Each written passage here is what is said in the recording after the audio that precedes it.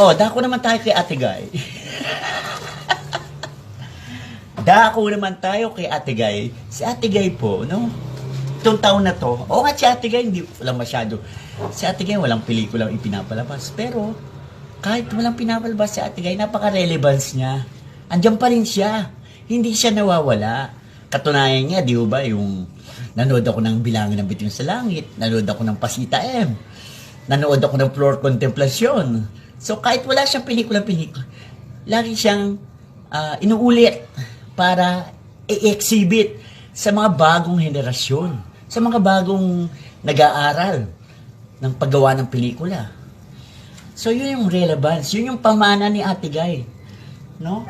At hindi niya ilalaban, di ba? Sa May. Tama, sa May, ilalaban ang mananambal. Ang mananambal, ilalaban sa Japan, sa Jinseo Arigato. Ang ibig sabihin po ng Jinseo Arigato, thank you, life. Thank you, life Film Festival. Yun ang ibig sabihin nun. Ilalaban ng mananambal sa Nagoya, Japan. Yan. Tapos yung pong Bona, yung Bona po muling ipapalabas din sa Cannes, sa France. No? Kasi nagustuhan talaga ng France yung Bona eh. Inaano na nga nila eh, nire-restore na nila. Ang nag-restore po ay isang French producer. Ito po yung may-ari ng Carlotta Films, no? Yung Carlotta Films. Inaano po nila. Nire-restore na nila yung Bona. So, pag nire-restore na yung Bona, mapapanood na po natin ito doon sa yung bagong-bago. Kung paano natin napanood noong 1980s, mapapanood uli natin ng ganong kaliwanag yung Bona.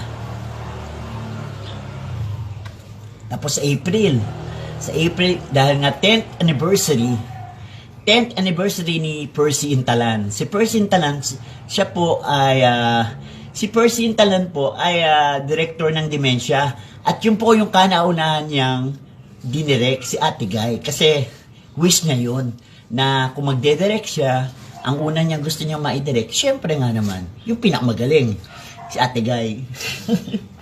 Dahil 10th year anniversary niya, ipapalabas po ang Dementia sa Abril.